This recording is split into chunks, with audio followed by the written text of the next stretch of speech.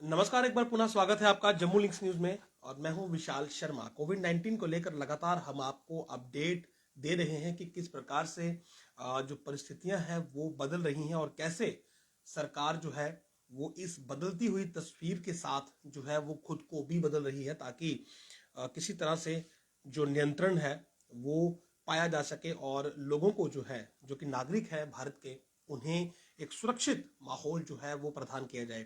और इसी सब पर एक कदम जो है वो आगे बढ़ाया गया है। और पीएमओ में केंद्रीय राज्य मंत्री डॉक्टर जितेंद्र सिंह ने एक अहम जानकारी जो है वो इस समय साझा की है। और उनकी तरफ से क्योंकि वो डिपार्टमेंट ऑफ पर्सनल ट्रेनिंग जो है वो उनके इंचार्ज है, तो उस नाते उन्होंने जो एक नई गाइडलाइंस जारी की है वो काफी ज्यादा आप कहें कि एम्प्लॉय फ्रेंडली है।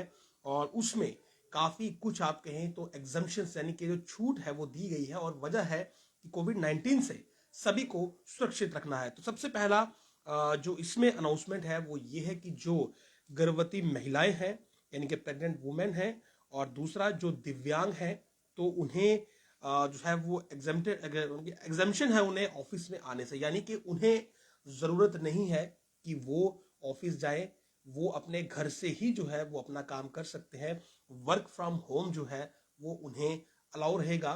लेकिन इस दौरान वो अपना जो समय है वो ऑफिस के लिए ही डेडिकेट करेंगे। और उसके लिए उन्हें टेलीफोन या फिर किसी भी इलेक्ट्रॉनिक मोड पर जो है वो अवेलेबल रहना होगा।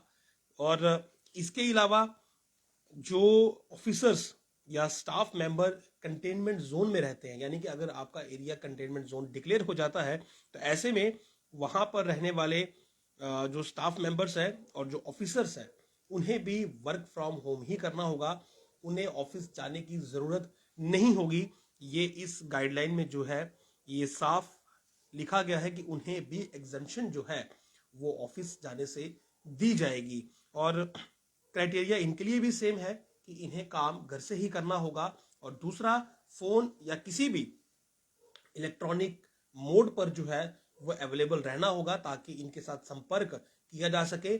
और जो सरकारी काम जिसके लिए ये बाध्य है कहीं ना कहीं, वो ना रुके, वो चलता रहे, लेकिन इन्हें परेशानी ना हो, इसके लिए ये जो कंटेनमेंट जोन में है वो अपने घर से काम कर सकते हैं। और दूसरा, गर्भवती महिला जो कि सरकारी कर्मचारी है, और दूसरा दिव्यांग जो है वो फिलहाल अपने घर से ही काम करेंगे। उन्हें जरूरत नहीं है कि वो सरकारी कार्यालय में जाकर जो है वो काम करें।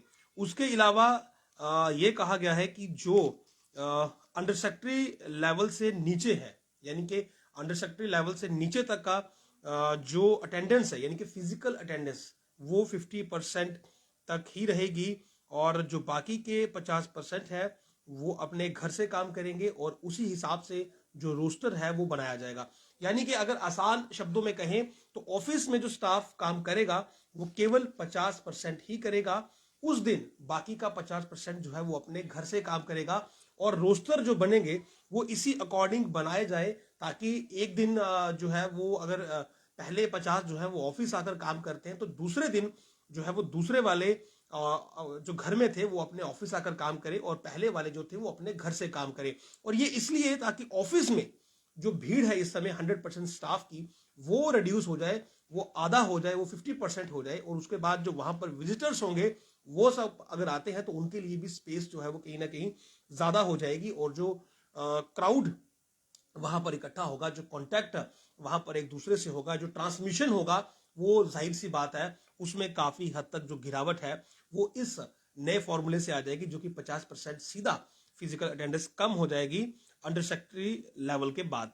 और उसके अलावा जो मैंने बात कही कि ये सभी जो है अपने घर पर रहेंगे, यानी कि वर्क फ्रॉम होम करेंगे, और टेलीफोन या किसी दूसरे यानी कि वीडियो कॉन्फ्रेंसिंग के माध्यम से जो है, या किसी और भी माध्यम से व्हाट्सएप के जरिए ये अवेलेबल रहेंगे अपने ऑफिस को, ताकि इनसे संपर्क साधा जा सके। और किसी भी परेशानी में जो है वो इनकी पूरी जो मदद है वो विद डेडिकेशन जो है वो सरकारी कार्यालय को मिले। काम जो है वो सरकारी दफ्तर का नहीं रुकना चाहिए। और दूसरा, जो परेशानी है, जो रिस्क है, वो भी मुलाजिम या वहां पर आने वाले विजिटर्स पर नहीं रहना चाहिए। इसीलिए ये बहुत ही बेहतरीन तरीके से ये गाइडलाइंस जो है ये डिजाइन की गई हैं। और बाकी इसमें यह भी कहा गया है कि जो ऑफिशियल्स मीटिंग है उन्हें जितना हो सके वीडियो कॉन्फ्रेंसिंग के जरिए ही करिए। वहां पर फिजिकली जो है वो बैठकर मीटिंग ना की जाए और पर्सनल मीटिंग्स जो हैं जो कि विजिटर हैं वो कोशिश करिए तभी हो जब वो बहुत ज्यादा अनिवार्य हो, अन्यथा उन्हें फिलहाल अवॉइड किया जाए 31 जनवरी तक।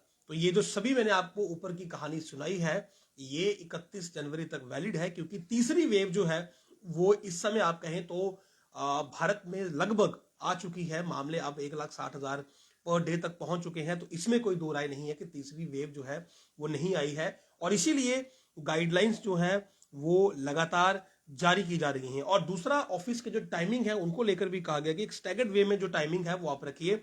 9 बजे से लेकर 5:30 बजे तक ए, और दूसरा 10 बजे से लेकर 6:30 बजे तक, यानी कि समय सीमा भी थोड़ी बढ़ाई गई है ताकि समय ज्यादा मिले, लोग जो है वो उस अकॉर्डिंग वहां पर आए, विजिटर्स आए, और क्राउड यानी कि भीड़ जो है वो सरकारी दफ्तरों में ना मिले, और वहां से जो ट्रांसमिशन होगा जाहिर सी बात है वो कंट्रोल हो जाएगा जब उनके पास समय होगा, टाइम होगा, 50% स्टाफ होगा, स्पेस होगी, तो काफी चीजें जो है वो कंट्रोल में रहेंगी। बाकी कोविड अप्रोप्रिएट बिहेवियर वो सभी को फॉलो करना होगा, जिसमें आप जानते हैं मास्क है, सैनिटाइजेशन है, और उसके अलावा फेस कवर्स वगैरह हैं। बाकी सब चीजें नॉर्मल हैं, और ये सब जो है ये 31 जनवरी 2022 तक जो है ये वैलिड है, और बाकी चीजों पर जो है वो लगातार रिव्यू जो है वो किया जा रहा है, और गाइडलाइंस जो है वो अकॉर्डिंगली ही जो है वो बनाई जाएंगी जैसे ये बनाई गई है।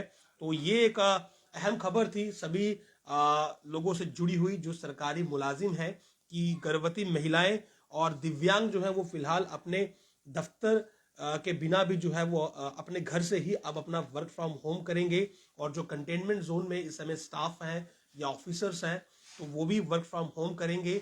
लेकिन सभी को अवेलेबल रहना होगा, टेलीफोन पर, मोबाइल पर, व्हाट्सएप पर, वीडियो कॉन्फ्रेंसिंग पर, किसी भी मोड पर अगर उनकी जरूरत पड़ेगी तो उन्हें रिप्लाई देना होगा, अवेलेबिलिटी उनकी होनी चाहिए। और बाकी जो टाइमिंग है मैंने आपको बता दिया कि टाइमिंग के लिए भी यही कहा गया है कि 9 से 5:30, और दूसरा 10 से 6:30 का जो समय है उनमें से कोई भी ऑप्ट किया जा सकता है।